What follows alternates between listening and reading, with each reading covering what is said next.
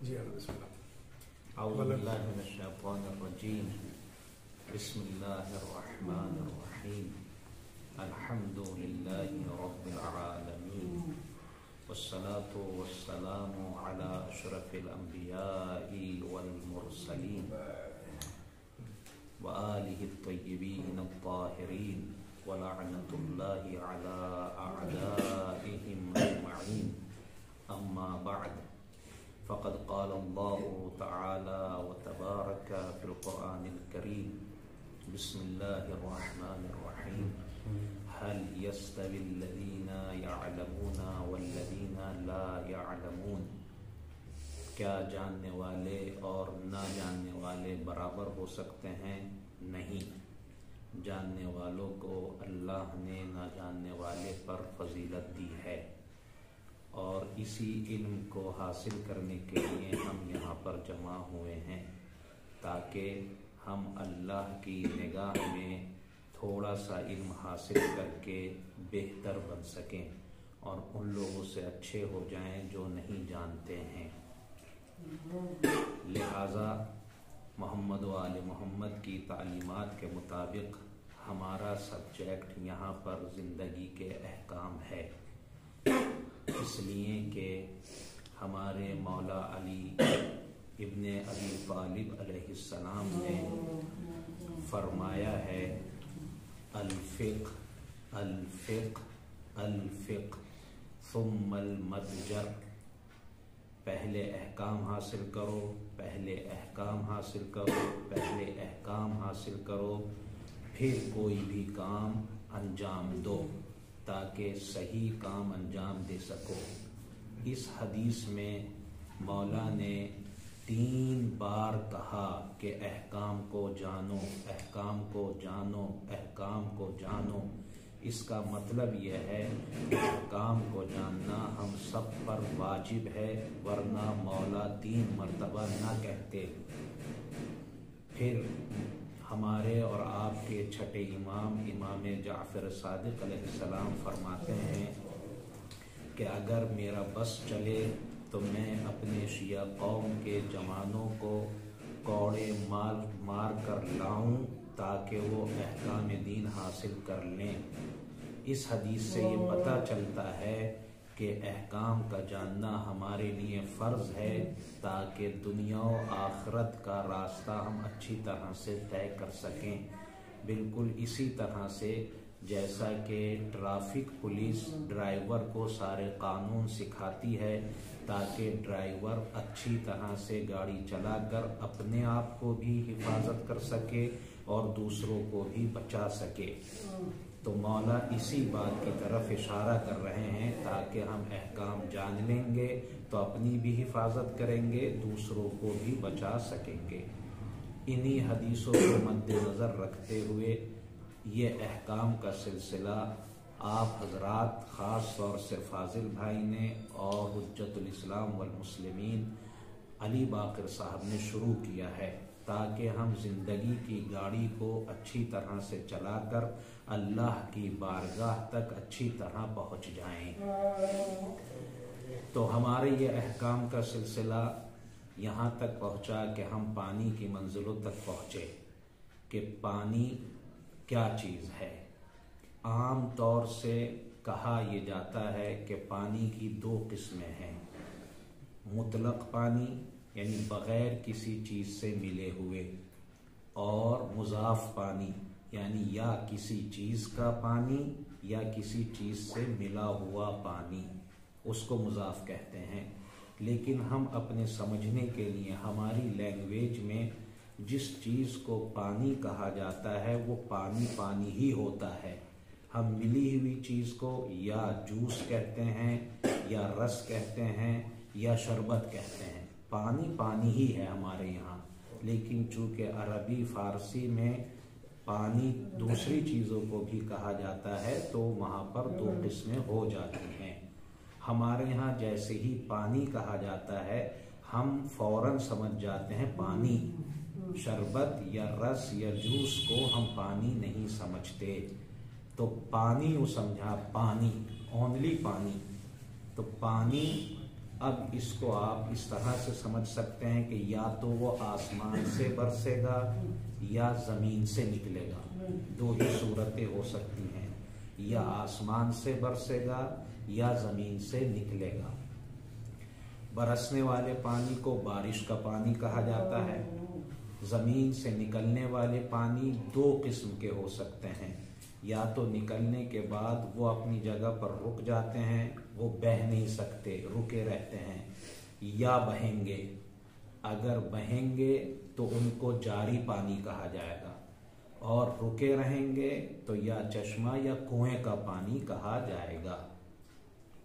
تیسری صورت یہ ہے کہ پانی نہ برسا ہے نہ زمین سے نکلا ہے، بلکہ یا تو ہم نے جمع کر لیا یا بارش سے وہ جمع ہو گیا کہیں پر، جیسے ہم جمع کرتے ہیں، ٹینک میں جمع کرتے ہیں، اپنے گھر میں جو کنواں بناتے ہیں اس میں جمع کرتے ہیں، یعنی ہمارا جمع ہوا یا بارش سے جم گیا۔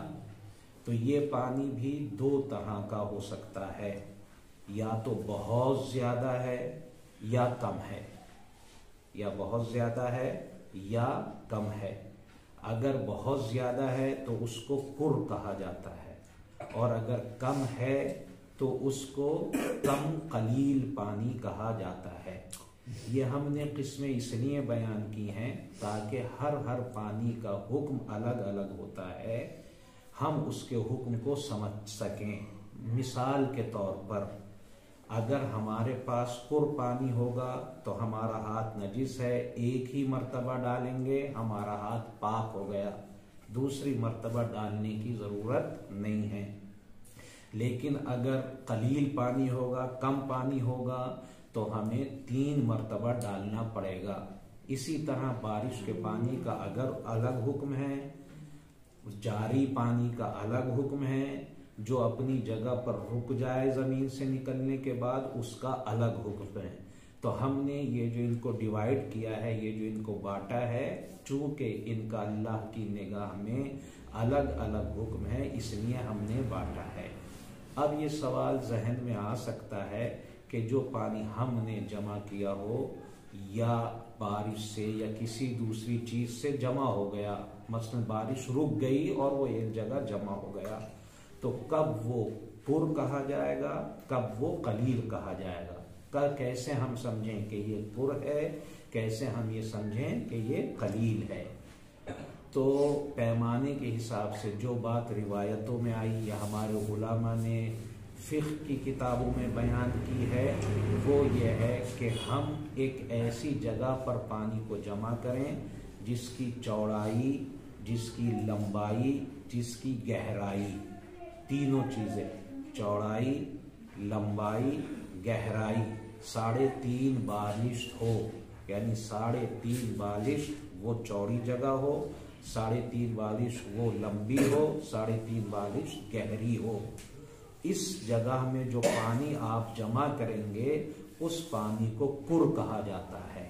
اتنی جگہ بنانے کے بعد، اندازے کے بعد جو جمع کریں گے اسے قر پانی کہا جائے گا۔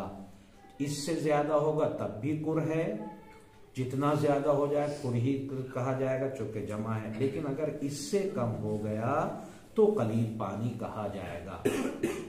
آج کل علماء نے، فقہاء نے اس کو ناپ کر، تول کر سب سے اچھا پیمانہ 480 لیٹر بنایا ہے۔ 480 لیٹر پانی اگر کسی جگہ پر ہے تو وہ قر پانی کہا جائے گا۔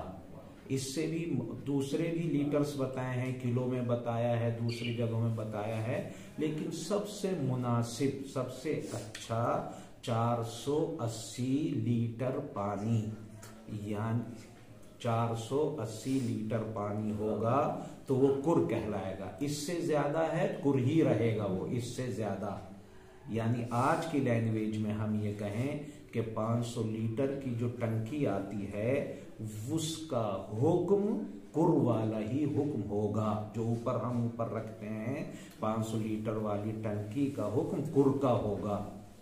اب اگر ہم اس سے پانی اپنے پائپ لائن کے ذریعے سے اپنے گھر میں لا رہے ہیں تو ایک مرتبہ دھو لیتے ہیں اپنے آپ کو تو ہم پاک ہو جائیں گے. 3 مرتبہ ہمیں ڈالنے کی ضرورت نہیں ہے. ہاں اگر ہم نے اس پانی کو لوٹے میں کر لیا، کسی جگ میں کر لیا، چونکہ وہ کم ہو گیا، اب اس کا راستہ، اس کا رابطہ، کنیکشن کٹ گیا، تو اب وہ قلیل ہو جائے گا. ڈائریکٹ پائپ سے اگر ہم ڈالتے ہیں تو ہم ایک مرتبہ میں پاک ہو جائیں گے. لیکن اگر مگھے یا باٹل یا لوٹے یا جگ سے ڈالتے ہیں تو ہم ایک مرتبہ میں نہیں، ہمیں 3 مرتبہ ڈالنا پڑے گا، تب ہم پاک ہوں گے. یہ بات میں نے اقسام اس لیے آپ کی خدمت میں بیان کی تاکہ آنے والے احکام کو جب ہم بیان کریں تو بار بار نہیں کہیں گے کہ جاری کیا ہوتا ہے، قر کیا ہوتا ہے، قلیل کیا ہوتا ہے، یا بارش کیا ہوتی ہے. آج ہم اس کی وضاحت کر رہے ہیں، پھر وہاں پر ہم بس ایک لفظ کہتے ہوئے جائیں گے، قر سے دھوئیے تو یہ، قلیل سے دھوئیے تو یہ ہوتی ہے. تو آپ اپنے ذہن میں کم سے کم یہ بات رکھ لیں کہ قر کیا ہوتا ہے اور قلیل کیا ہوتا ہے. ہماری جنرل زندگی، نارمل زندگی، عام طور سے جو ہم زندگی گزارتے ہیں وہ نہ بارش کے پانی سے اتنا ہمیں مطلب ہوتا ہے، نہ کنویں کے پانی سے اتنا مطلب ہوتا ہے، نہ جاری پانی سے ہمیں اتنا مطلب ہوتا ہے. ہمیں زیادہ تر قر یا قلیل سے ہمارا کنیکشن ہوتا ہے. تو اس کو اچھی طرح سے یاد کر لیں. اگرچہ ہم جاری پانی کا بھی حکم بیان کریں گے، بارش کے پانی کا بھی حکم بیان کریں گے، کنویں کے پانی کا حکم بھی بیان کریں گے، اور ساتھ میں قر اور قلیل پانی کو بھی ہم بیان کریں گے. خلاصہ یہ ہے کہ آج کے احکام کا خلاصہ میں 2 لفظوں میں یوں کر کے کر سکتا ہوں کہ پانی یا تو آسمان سے آئے گا یا زمین سے آئے گا. اگر آسمان سے آیا تو بارش کا پانی، اگر زمین سے نکلا تو 2 صورتیں ہوں گی اس کی.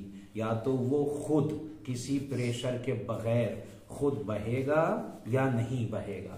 اگر بہ رہا ہے تو جاری، اگر نہیں بہ رہا ہے تو کنویں یا چشمے کا پانی.